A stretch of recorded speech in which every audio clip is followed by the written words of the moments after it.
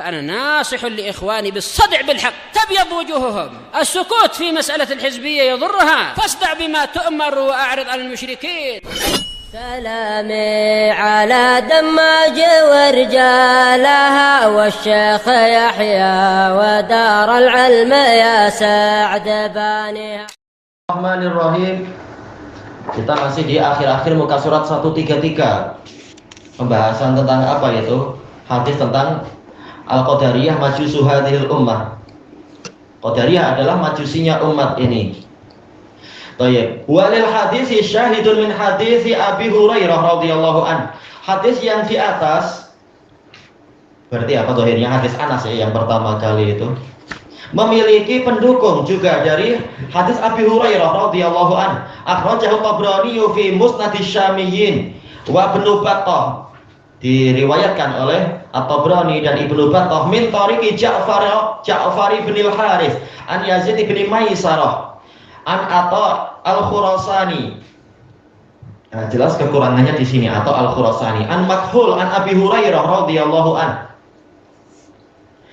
Cuma apa? Makhul juga beliau ini sering melakukan irsal, yaitu melompat. Jadi dohir penyakitnya dua. Kita lihat di sini. Qala Rasulullah sallallahu alaihi wasallam likulli ummatin majus. Rasulullah sallallahu alaihi wasallam bersabda, setiap umat memiliki jenis majusi. Wa majusu hadhil ummah al-qadariyah. Majusinya umat ini adalah kelompok qadariyah. La ta'uduhum idza maridu. Jangan kalian menjenguk mereka apabila mereka sakit. Wala tusallu alaihim idza matu. Jangan kalian bersolawat kepada mendoakan, yaitu apa? Menyolati mereka apabila mereka mati. Thayyib. Su'ila Daruqutni an hadisin ruwiya an Makhul an Abi Hurairah. Thayyib. Kita bukan hanya melihat zahir sanad, tapi kita juga melihat kepada kalam a'immah tentang masalah ini. Melihat dalam kitab-kitab ilal. Ad-Daruqutni ditanya tentang hadis yang diriwayatkan dari Makhul dari Abi Hurairah anin Nabi sallallahu alaihi wasallam al-qadariyatu majusu hadhil ummah faqala yarwihi Sulaiman at-Taimi wa ikhtilafan. Hadis ini diriwayatkan oleh Sulaiman at-Taimi. Beliau siqah Sulaiman bin Tarhan at-Taimi. Hanya saja para muridnya berselisih dalam periwayatan gurunya itu. Farawahu Mu'adz bin Mu'adz an Sulaiman at-Taimi an Makhul an Abi Hurairah.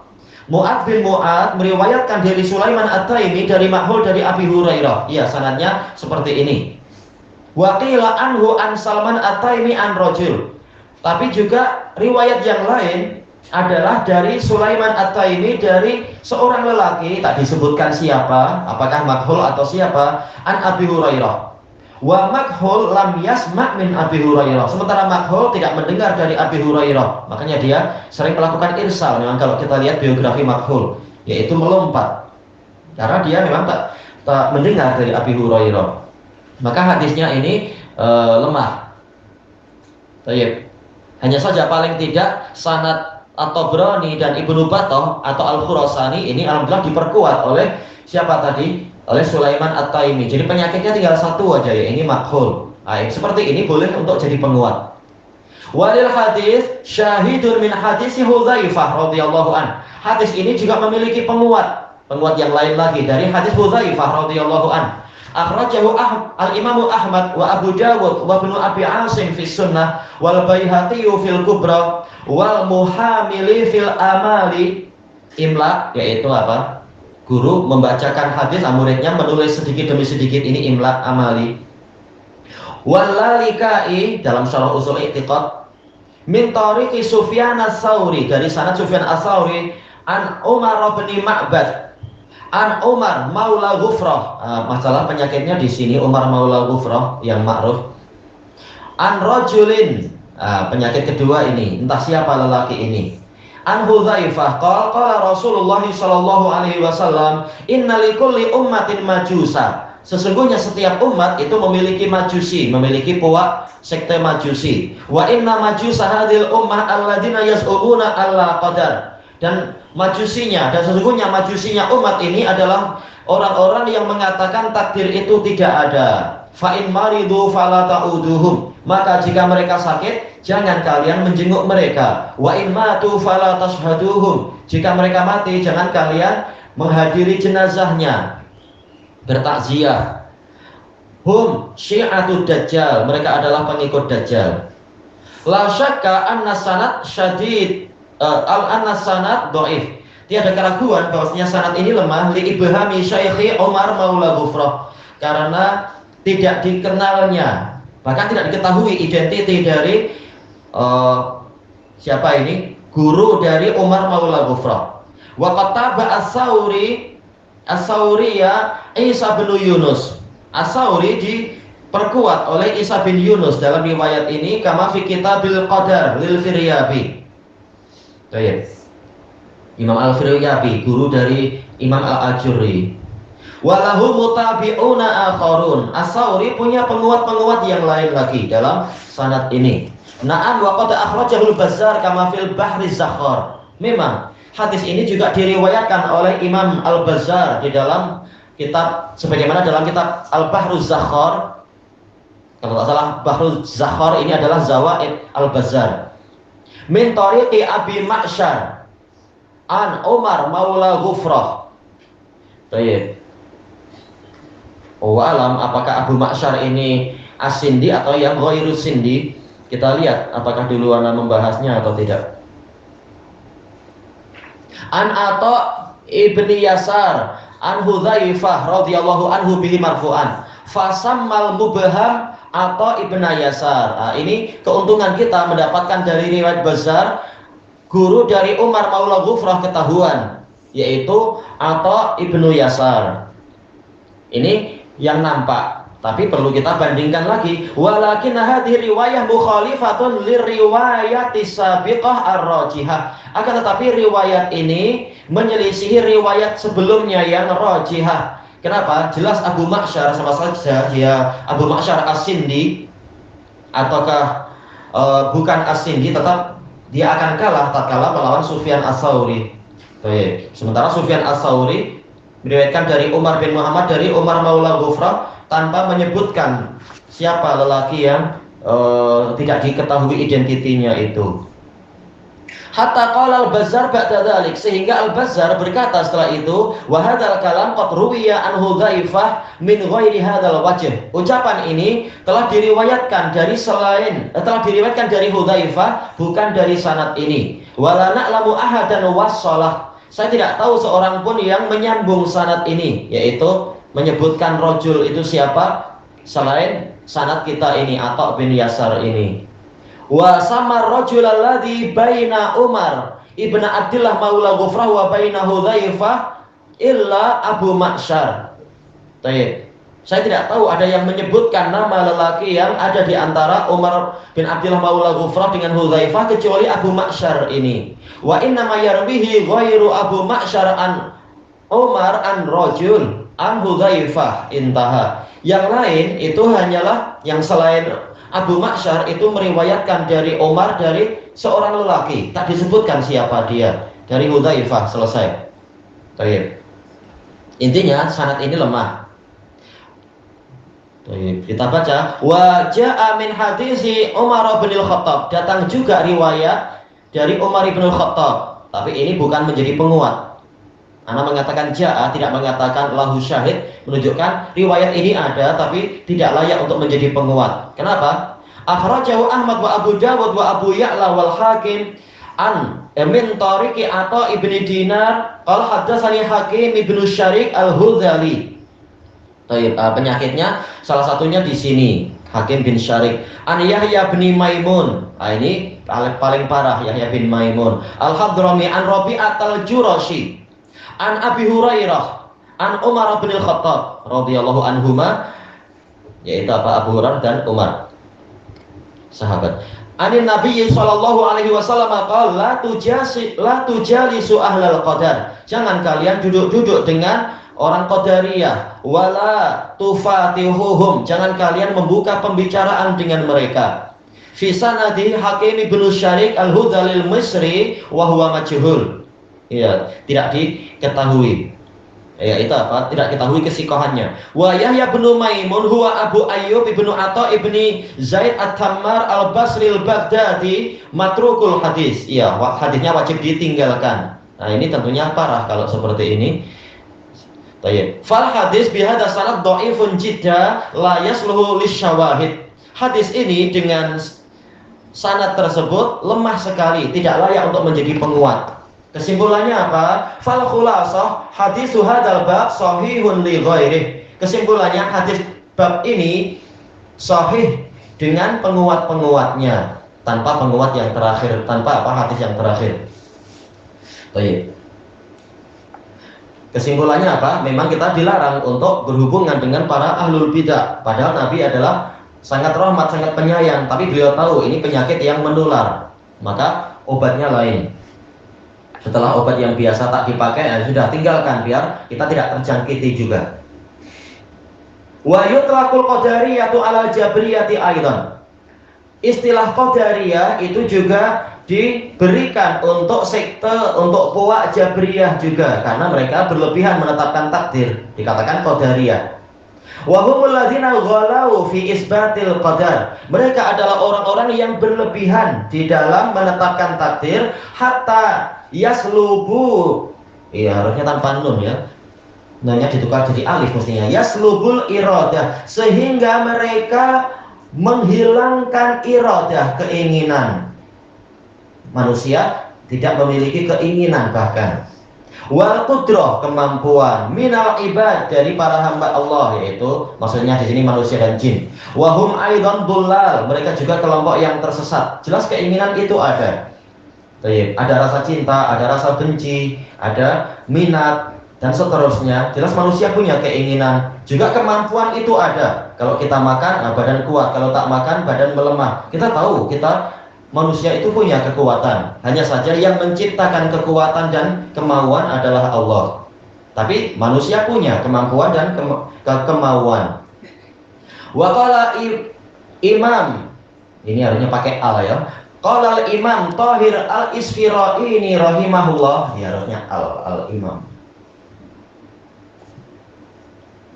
Beliau ulama tahun 300-an, 310. Fi tafsir maqalatil Jahmiyah, di dalam memperinci ucapan-ucapan Jahmiyah wa bayani fadhaihim, dan menjelaskan keburukan-keburukan mereka. Karena Jahmiyah dalam sudut pandang yang lain, mereka mengikuti akidah Jabriyah. Dan ini termasuk kontradiksinya mereka, kata para ulama.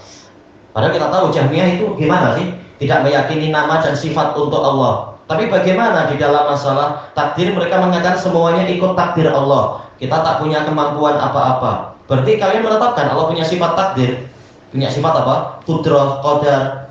Ini kontradiksinya Jahmiyah. Baik. Wahum atba'u Jahmi bin Safwan. Mereka adalah pengikut Jahm bin Safwan At-Tirmidzi. Wa kana min madhhabih, termasuk dari mazhab dia, alla ikhtiyara li syai'in minal hayawanati fi syai', yaitu makhluk hidup tidak memiliki hak untuk memilih sama sekali mimma yajri alaihim, di dalam perkara yang berlangsung pada mereka. Makan, minum, tidur, terjaga, membaca, berlari, menulis, semuanya bukan ikhtiar kita. Kita sekedar bagaikan apa? Bagaikan, kalau istilah mereka itu karisah fi mahabirrih, yaitu seperti sehelai bulu di tempat yang diterbangkan oleh angin, di tempat bertiupnya angin. Jadi kita tak punya kemampuan apa-apa, kata mereka. Oh iya, kita sekedar digerakkan oleh Allah, kata mereka. Fa innahum kulluhum muttarun. Mereka semua itu dipaksa oleh Allah, digerakkan untuk makan, digerakkan untuk tidur, digerakkan untuk minum dan sebagainya. Oh iya. Berarti konsekuensinya, kalau seorang lelaki itu adalah akidahnya seperti ini, Jabriyah, lalu dia bilang ke istrinya, saya cinta padamu, berarti apa? Istrinya bilang, abang bohong. Kenapa? Karena manusia tak punya keinginan. Sekarang bilang cinta, berarti hakikatnya abang tak cinta pun. Buktinya apa? Abang meyakini manusia tak punya keinginan, tak punya minat, semuanya dipaksa oleh Allah. Berarti dusta aja bilang masalah cinta dan benci dan sebagainya. Lasti ta'atalahum bihal, mereka tidak memiliki kemampuan sama sekali. Nah, dengan ini pencuri tak boleh dicela, demikian pula perompak tak boleh dicela, pembunuh tak boleh dicela, koruptor tak boleh dicela, karena mereka dipaksa oleh Allah untuk bergerak melakukan apa yang buruk-buruk tadi itu. Inilah konsekuensi akidah Jabriyah. Wa inna kullaman nasaba fi'lan ila ahadin ghairillah, dan keyakinan mereka, setiap orang yang menisbatkan suatu perbuatan kepada suatu pihak selain Allah, fasabiluhu sabilul majaz, maka jalan penisbatan tadi adalah majaz saja, gaya bahasa. Dikatakan orang ini sholat, ini gaya bahasa saja, bukan hakiki, karena hakikatnya yang menggerakkan Allah, maka tak perlu orang itu dipuji. Padahal dalam Quran dan hadis berapa banyak pujian untuk orang yang taat, untuk orang yang berbakti, untuk orang yang sholat, orang yang puasa, orang yang bersedekah, orang yang berhaji, dan seterusnya dipuji. Orang yang keluar jihad di jalan Allah dipuji. Kalau ini adalah perbuatan Allah, berarti apa? Tak ada gunanya Allah memuji orang-orang tadi. Inilah keyakinan mereka itu. Ini sekedar majaz saja. Wa huwa bimanzilati qaulil qail saqatal jidar. Kata mereka, ini seperti dikatakan perkataan orang, yaitu dinding itu runtuh. Saqata ini fi'il madhi, dinisbatkan kepada pelakunya, yaitu kepada jidar. Tapi betulkah dinding itu yang punya kemauan dan kemampuan untuk runtuh? Tidak. Berarti hakikatnya apa? Akidah ahlul batil itu kembalinya pada al-qiyasul fasid, kias yang rusak, mengkiaskan kita kepada dinding, dan itu tak betul. Dinding boleh jadi secara akal sehat dan secara indera kita, dia tak punya kemauan dan tak punya kemampuan. Tapi manusia, Allah memberikan kepadanya kemauan, kepadanya kemampuan. Buktinya Allah memberikan pilihan, faman syaa falyu'min wa man syaa falyakfur. Barang siapa menghendaki beriman, sila beriman. Barang siapa menghendaki kufur, sila dia kufur. Berarti keinginan itu ada. Itu pun kalau betul dinding tidak punya kemauan dan tidak punya kemampuan. Bahkan sebenarnya mereka punya kemauan dan kemampuan, hanya saja sebatas yang Allah Ta'ala berikan. Tapi ahli kalam memang mereka sebenarnya adalah orang-orang yang jahil tentang hakikat alam semesta. Wadarotir roha, kata orang-orang Jabriyah, seperti istilah darotir roha, penggilingan itu berpusing. Penggilingan benda mati. Fi'il yang dinisbatkan pada dia ini majaz saja, karena sebenarnya yang menggerakkan itu bukan mereka, yang menggerakkan adalah manusia. Kata mereka, atau yang menggerakkan adalah keledai. Kalau di masa lampau, keledai yang menggerakkan.